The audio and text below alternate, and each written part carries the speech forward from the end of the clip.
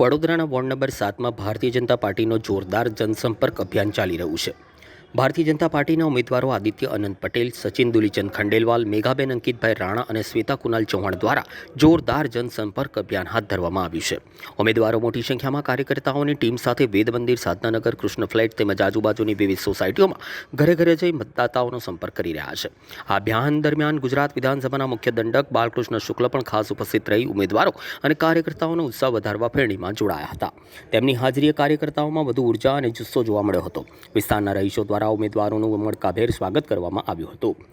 આ બદલ બહુમતીથી જીત મેળવવા શુભેચ્છાઓ પણ પાઠવી હતી। આ સમગ્ર અભિયાન દરમિયાન ભાજપના પક્ષમાં સકારાત્મક વાતાવરણ અને જનસમર્થન સ્પષ્ટપણે જોવા મળ્યું હતું। વડોદરા શહેરના 19 વોર્ડના ભારતીય જનતા પાર્ટીના તમામ ઉમેદવારો લોકસંપર્ક માટે નીકળ્યા છે અને તેમાં અમારા પાર્ટીના તમામ નેતાઓ પણ સાથે જોડાયા છે અને જે પ્રકારે નાગરિકોનો અભિવાદન અને પ્રતિસાદ મળી રહ્યો છે એ જોતા ચોક્કસ વિશ્વાસ થાય છે કે પાછલા 30 વર્ષના ભારતીય જનતા પાર્ટીના શાસનને આ પ્રતિસાદ મળે છે।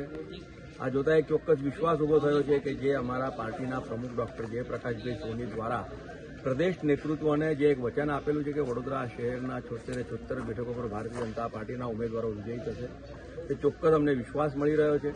ત્યારે આપના માધ્યમથી તમામ નગરજનોને પણ હું વિનંતી કરું છું કે જે પ્રકારે આંતરમાળખાકીય સુવિધાઓનો વધારો થઈ રહ્યો છે અને વડોદરા જ્યારે વિશ્વકક્ષાએ જવા સંજલી રહ્યું છે ત્યારે આપનો પવિત્ર અને કિંમતી મત ભારતીય જનતા પાર્ટીના ઉમેદવારોને અપાવી જોઈએ।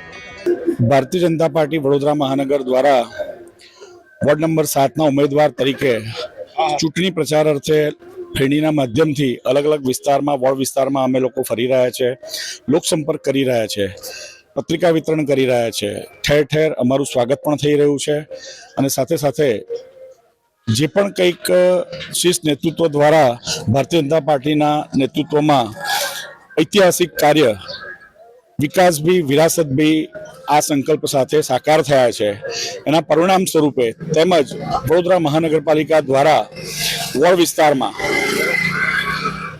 જેલ ટાંકીનું, નવીન ટાંકીનું નિર્માણ હોય, અર્બન હેલ્થ સેન્ટરની આરોગ્યને લગતી સુવિધાઓ હોય, સરકારી શિક્ષણ માટે નગર પ્રાથમિક શિક્ષણ સમિતિની નવીન નિર્માણ થયેલી ડૉક્ટર બાબા સાહેબ આંબેડકર પ્રાથમિક શાળા હોય કે મા વીરબાઈ પ્રાથમિક શાળા હોય, આ સિવાય સુંદર મજાના ગાર્ડન જે આ વિસ્તારમાં નવનિર્મિત સ્વિમિંગ પુલની બાજુમાં અને નવી ધરતી વિસ્તારમાં ડૉક્ટર બાબા સાહેબ આંબેડકર ગાર્ડનનું નિર્માણ થયું છે।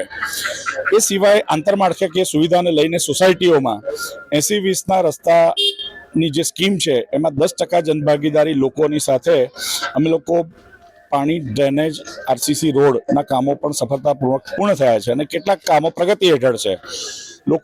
લોકો દ્વારા અમને પ્રચંડ જનપ્રતિસાદ મળી રહ્યો છે અને અમે આ પેનલ ભવ્ય મતોથી વિજેતા થવાની છે।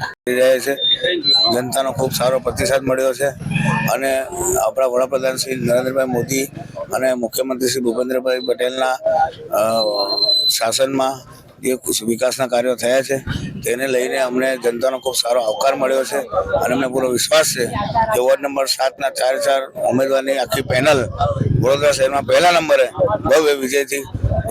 ભવ્ય લીડથી વિજય થશે અને વડોદરા શહેરની 76 બેઠક પર ભાજપનું કમળ ખીલશે। નંબર 7નો ભાજપનું ગઢ કહેવાય છે અને આજે 30 વર્ષથી સત્તા જ્યારે ગુજરાતમાં બેઠી છે અને મોદી સાહેબ જ્યારે ભારત ચલાવે છે ત્યારે મોદી સાહેબના નેતૃત્વમાં વિકાસ એ જ પંથ છે, વિકાસ સાથે જ ભાજપ લઈને ચાલે છે। તો બધાને વિનંતી છે કે ભાજપને જ વોટ આપો, ભાજપને જ હાથ મજબૂત કરશો તો વિકાસનો સાથ જલ્દી થશે।